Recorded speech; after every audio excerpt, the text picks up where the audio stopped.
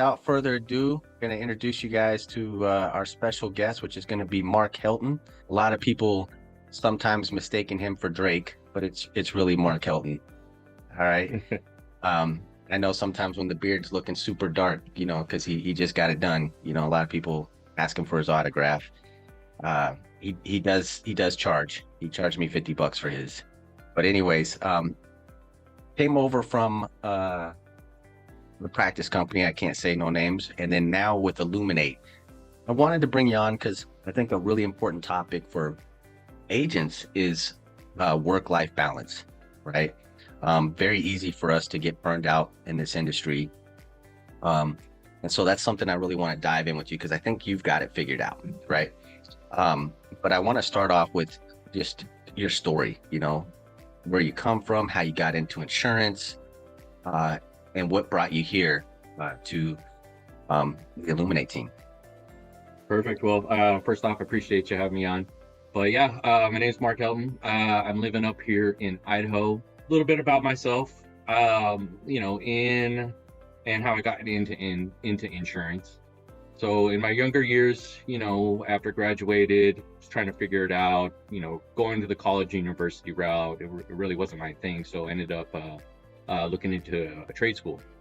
And the reason I'm back here in Idaho is because, this is early 2000s. I found, I found the career path that I wanted to take. I had a buddy, his dad was an electrical lineman, made really good money, really good industry, solid, really solid industry.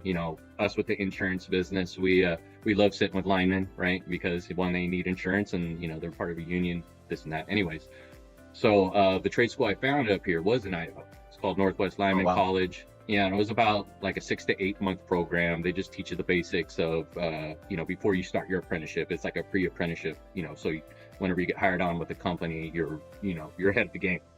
And they just taught us the basics, like climbing a pole, being safety conscious. Wait, so you went to work on the lines with electricity? It's like you were going to climb the poles, or that I've seen the helicopters too, where they work on the helicopters. That was the industry you were getting into. Yeah, I was a part of all that. Like whenever I first started my apprenticeship. And, HD told me you were crazy. Now I know. Hey, I'll tell you what. Hey, everyone thinks I was crazy for doing it, but it's really, as long as you're safety conscious and you're being mindful of what you're doing up there, it's a safe industry as long as like I said, you're not an idiot. But as soon as I graduated, from that college, I started my apprenticeship. Whenever you're on your path to get your journeyman's card, it's like a 4 to 5 year deal. You have to do like a year of transmission, a year of underground, a year of distribution, and substations, all of that. I immediately got hired onto a company out over in Mississippi, and I was doing a lot of travel working through Arkansas, Missouri, Mississippi, all those states, working on rebuilding transmission lines. Because a tornado had came through and ripped, like a month or so before I graduated, a tornado came through and ripped up like 18 of those steel lattice towers. So there was a lot of work to be done.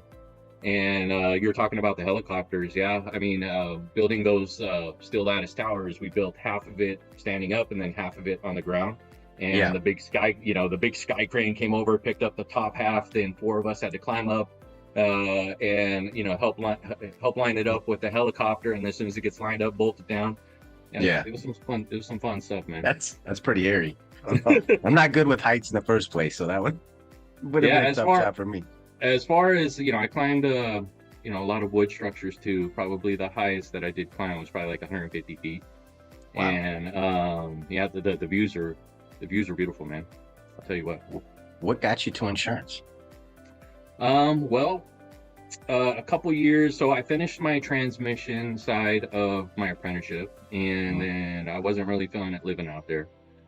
So I was looking into companies, trying to get hired on with PG&E, to start my distribution side of things. So I moved back to California, and I ended up having a freak accident one morning. Whenever I tell people I'm not in the industry anymore, and I had a work accident, they're like, "Oh, what'd you fall off a pole? Did you get electrocuted?" No, it was nothing like that.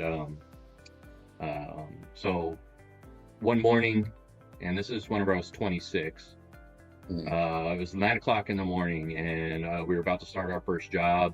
and some lady was up all night drinking. She passed out while driving, Wow. and then drove through our work site and blindsided me, and I got hit by a car, woke up in the ICU. Like, what happened? Wow. And yeah, I mean, I'm from the details of my acts, like I don't remember any of it, but I like read the reports of everything. And Yeah. our mind has this special gimmick to block out traumatic memories like that.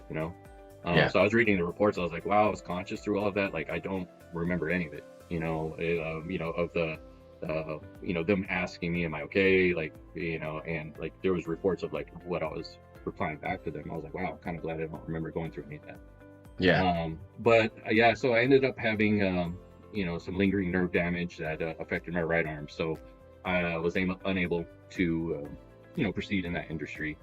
And Okay. I spent a long time recovering. And for a long time there, I was depressed, because I had a set path of, like, from an early age what I started and wanted to do. Right. And then Right. something out of my control happened and it changed my life. And so yeah, there was an era of like depression, trying to refigure out the path that I'm gonna, you know, just to rediscover myself. Right. And it took me quite a while, but I'm blessed to, a buddy of mine, he started. I mean, I'm going on my, what is this? Working on my about 5.5 years now in the industry. And Okay. the way I got into it is one of my best friends out in California. He started with a practice company, and he gave me the opportunity, and I just went with it. And it really resonated with me, being able to protect families, because I learned at a young age that you For know sure. anything out of your control can happen. I mean, Absolutely. I don't look at he still be alive, but if it would have went the other route, I didn't have any life insurance or any protection set up because I was young, thought I was invincible. So being able Yeah. to protect families, through situations like that, it's kind of like my calling now. Makes sense. So, um, I think, kind of talking about the practice company, one of the things I did like about them was they did teach us what it's like to own your own business, like the type of work ethic and discipline you need. Um, how is that translated for you, especially now? It's over there. I think it was a little bit different how they run it. Maybe you can kind of talk about it. Like, what was it like there for you versus here? Yeah, I mean, don't I learned a lot. This was jumping into this industry. It was my first sales position. My first position where I had to interact with families, and different families of different types. Right. And I learned a lot in the industry that I wouldn't be here where I am today without some of the mentors and training that I had there. But Absolutely. um, got burnt out over there, man. I mean, and the fact, I mean, the work style over there, highly micromanaged. Um, being micromanaged from like 9 a.m. to 9 p.m. 5 days a week, Yeah. and then also expected to work weekends. It was really hard, to keep my battery charged. And Yeah. having zero time in my personal life to spend the things that recharge my soul is something that you definitely need to keep going, especially whenever you own your own business. And to keep yourself accountable to move forward in this industry. A lot of people make that transition from there and come here because of the autonomy that you have, and that it is your own business, right? But at the same time, nobody's harping on you to make sure that you're doing what you need to do for your business, because essentially you get a high comp here because it's your own business, right? So it takes discipline. And a lot of us make that transition and we kind of slide a little bit. Was that what happened with you when you came from the practice company here?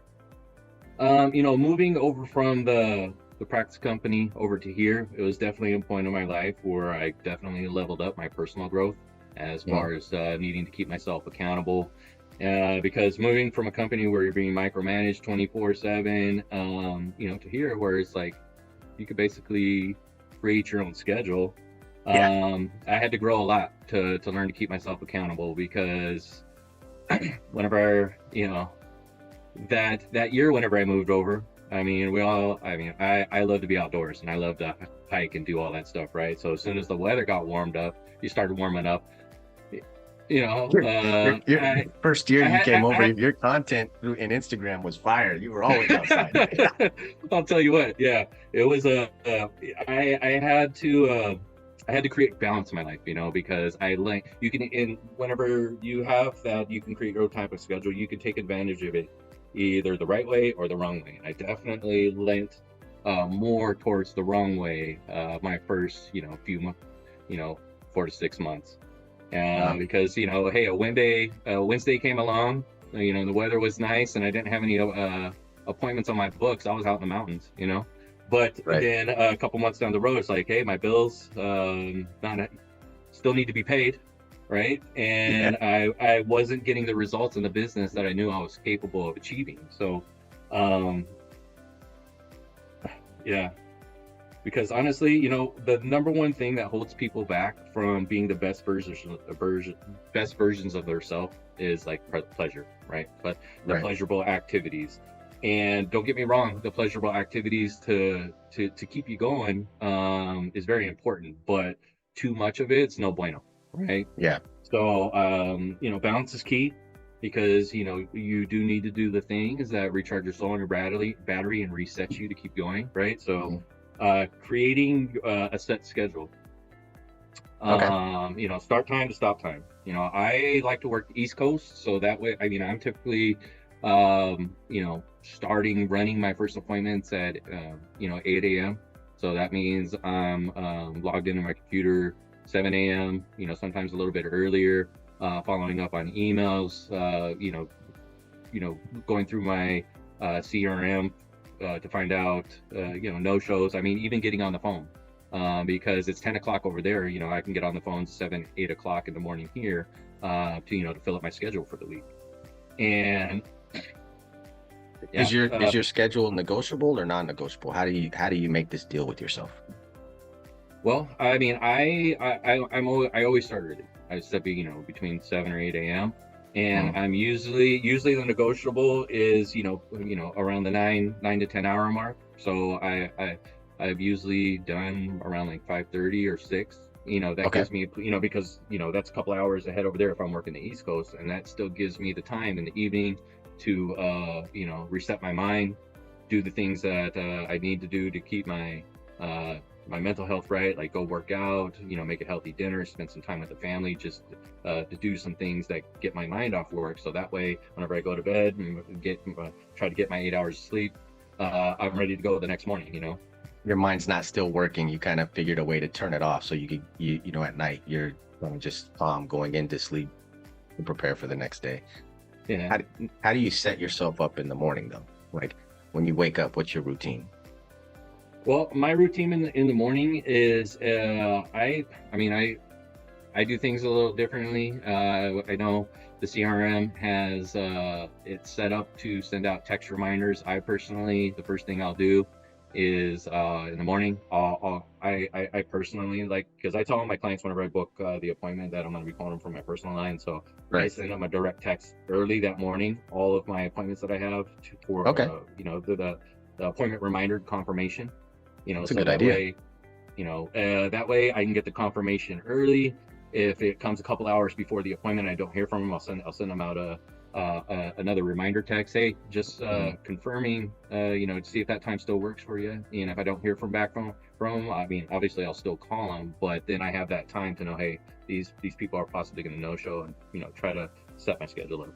So perfect. Yeah. One of the things I like to get across to everybody is having a system in place, especially your morning, and it being the same every way. It's just like anything else. Like if you're going golfing, the way you approach the ball, if it's the same every time, the accuracy is going to be better because you're approaching the same challenge with the same process. So I think that's a winning formula there. So one of the things I kind of when I think about work-life balance, right, is um, keeping yourself motivated, right? Um, because it doesn't matter if you're working a lot or a little, you still need some sort of motivation to keep you going, right? So, do you give yourself like a reward system? Like, how do you personally keep yourself motivated and dedicated to your business? Well, I know what I'm capable of doing, and Mm-hmm. motivation is a real big part of it, and keeping yourself accountable. So Mm-hmm. what I've started doing is planning things out. So, to keep me motivated, to keep working towards that. Okay. Like I got a couple trips planned up this year. Like I'm gonna be going to Miami for a couple days, and then August, then somewhere in like July, I want to do a little uh, Vegas venture for a couple days. But the one that I'm really excited about is August 1st. I got a tattoo session that It's been a work in progress, my left arm, so I got it all lined up with my artist. So I'm pre-rewarding myself for the work I'm going to be doing to get me there, because hey, I know You, that's coming up. I'm gonna bust my until that point, so that way. so for these trips and that stuff, do you give yourself a certain number you have to write in order to reward yourself, or how do you do that? Well, I mean, after this last March, I'm liking the way those bonuses hit. So, my goal every month moving forward is to hit that minimum to 20K a month. Oh, You okay. know, Like the Mutual of the Omaha bonuses, America no bonuses like that, or the FFL bonus, the oh, producer okay, bonus. okay, all right, that makes sense. Yeah. Um, so let's say you got August. You said was how much do you need to write by August to make sure that you write yourself? Put it out here and so everybody hears, so we can hold you How much accountable do to how it. much do I need to write by August, or how much Yeah, do I need to write? Am I planning on writing per month till August? yeah, yeah. Well, I'm definitely for sure planning on hitting that Minimum FFL 20. bonus zones. So minimum 20 a month. So are we going for 30 now that you're live here on Paul's call, or are you just gonna stick with the 20? Because HD, he told me that you could do 40, 50 easy. Hey man, I'll tell you what, my goal in March was 50, and I hit close to 30. So now I do know what I need to do to To achieve hit those 50. goals. Kind of just rounding off, right? What is your big why and your end goal? Well, my big why is one, I love my family, so I want to get into a position to where, because my dad, he's in his 70s and he's still working to do what he needs to do. I want to be able to put myself in a position to where, you know, just tell him, hey, you don't have to work anymore. And, That's a big um, why. I just recently brought my brother into the industry. My brother there, he was working over in grocery for years, working the night shift, and he came on here. It's going to be a life-changing event for him. So me and him, we chop it up about the business all the time and what our future plans are. Is about keeping it in the family and Yeah. running it up. So What's his name? Shout out to him. he's here. He's here. Joseph Helton, my brother. All right. All right. He's the JH. he's the good-looking one. You said it before I said it. All right. So just kind of rounding out, work-life balance, right? If people are making that transition, from another company where they're a little bit more strict on your time to where you have all the time in the world, what's three things that you would let them know they should be prepared for when coming on board over here with us? Well, like I said, you're the activities that to recharge your battery are very important, but to give it a certain amount of time and then that's it. Like you were saying my Instagram was on fire that year. It Now was I don't cut out on a Wednesday or Thursday anymore, and I in the am out in middle the of the hills. week. This Yeah. is amazing. Hey, I'm booking an appointment up here. I reward myself. It's non-negotiable. At least one day on the weekend. So Okay. create a set work schedule, but then also set a non-negotiable time. Maybe on a weekend or so, or maybe even after you get off of work, you get off of your set time. Yeah. Make sure you do those things. Isn't it weird that where we were at before, we were kind of forced to work hard, and now we work hard on our own accord, but it just feels more free, right? Yeah. Because it's your body of work, right? It's your business for real. It's not a fake. It is your business, but if you quit, we keep your renewals, right? It's really your business. I think there's something to be said about that. Like, I ended up working more now, right? But I feel freer. I feel more rewarded. I feel more fulfilled. I think there's something to be said for that. But when I came over, pretty much that first year, I excuse my French, effed it off. I was having fun. I was like, man, I don't have to be there. I don't, nobody calling me every 5 seconds, asking me where I'm at. What am I doing? Right. And I still made good money. I still made the same I made over there. Right. But then, ever since then, I just keep making more and more, and I'm putting in the same time that I did there, if not more. And yet it feels so much better, and I'm making a whole lot more than I did over there. My comp was really low over there. That's probably one of the reasons why. But just saying, it makes a difference, I think. Would you agree? Yeah, 100%. I mean, like, it definitely is more fulfilling to once you find that balance and you have the discipline with, you find the discipline to maintain a proper work schedule, but then also you have the time to, do the things that recharge you. And I'm the same way. I work harder. I like work more and harder now to achieve my goals, and it feels 100% better because I know it's my discipline that is driving me there. Well, I like to kind of end my sessions with people in a little bit different way. And so what I'm going to do is I'm going to have the team throw out a couple of objections. I'm going to read them off to you, and let's see you fire them off. All right. So everybody throw an objection at him. Let's see what he got. Oh man, now you put me on the spot.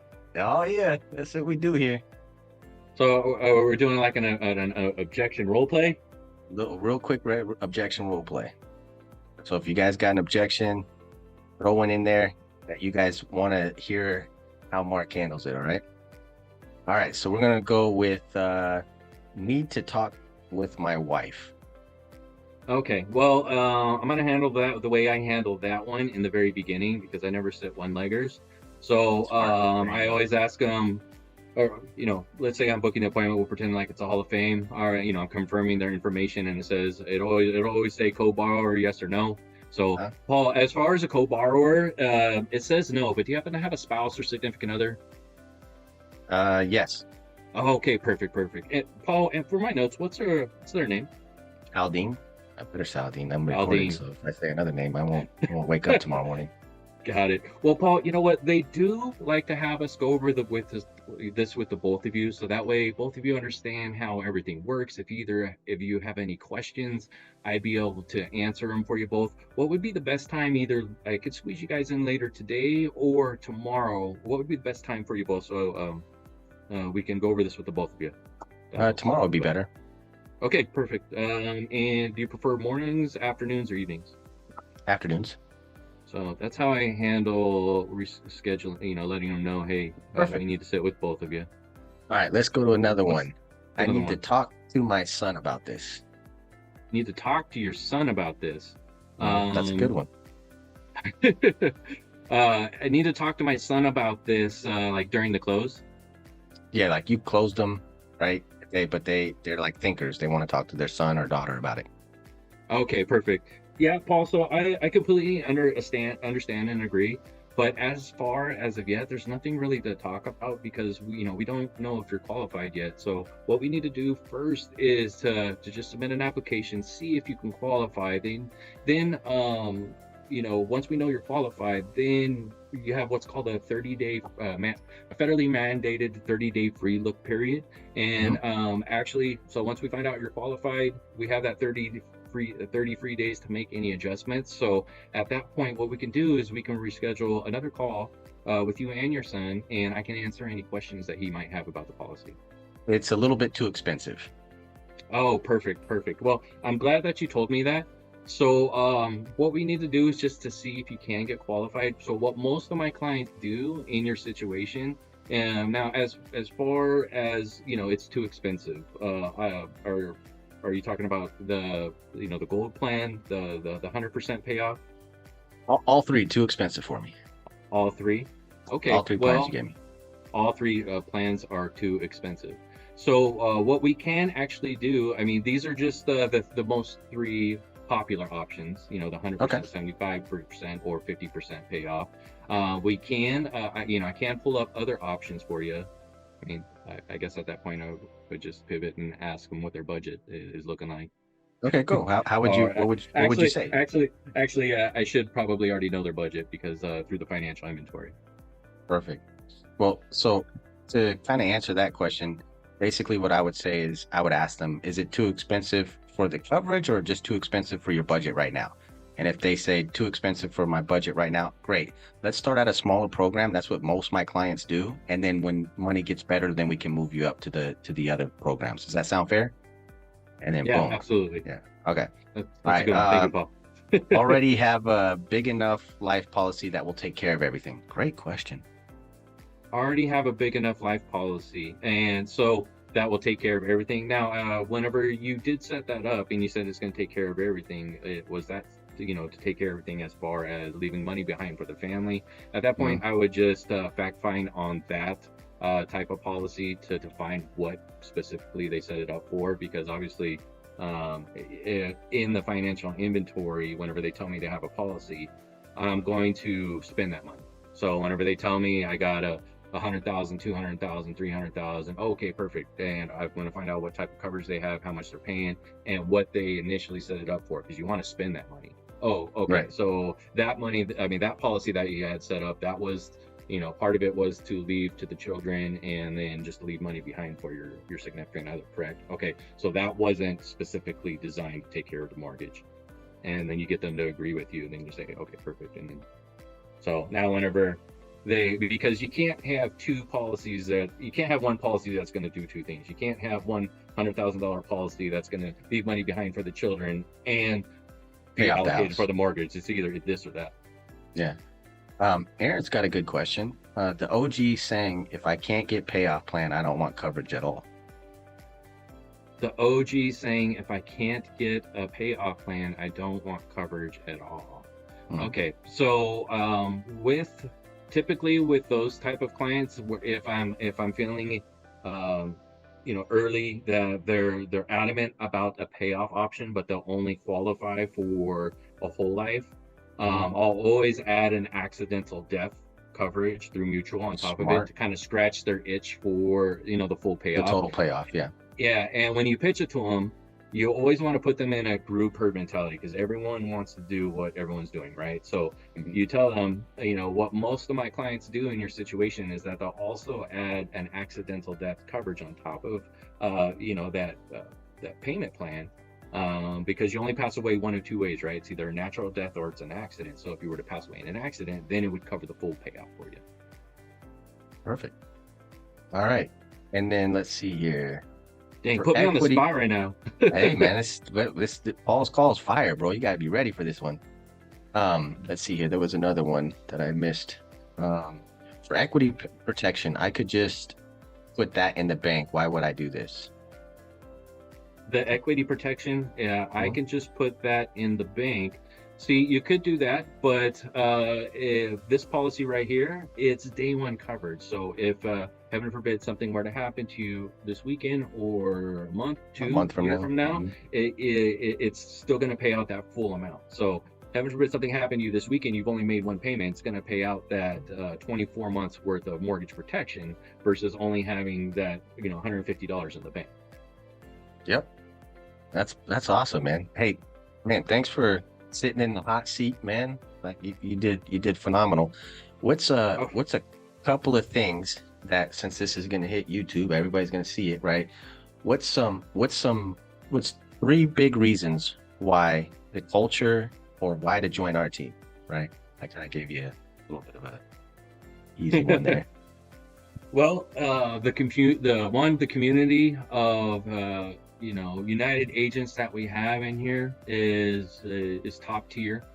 Everyone's always down to help everyone. No matter what part of the team you are, or, whoever your upline, downline is here, really, when we're in here working together, there is no real up, we all walk side by side, right? So yeah, if anyone, as long as I'm free, if anyone, if I'm tuning in and I hear anyone needing help, I'm always, and along with every other manager, we're always down to help. Right. Two, the systems and processes that we have in place, obviously. And that's the real fire right there. That's the real nuggets. We can't even tell everybody about that because we can't give out that information. That's more of a got to join to find out type of thing. But And well, three, it's been a couple times now that we've all gotten together, you know, once in Vegas and then once at the the convention. Dallas, yeah, convention. And we're a pretty lit group. I'll tell you what, man, we like to have fun with each other. Hey, man. Well, I appreciate you, man, for hopping on here, man. It's been a real pleasure to work with you all these years, and it's been exciting to have you finally come on this platform with me. I appreciate you, man.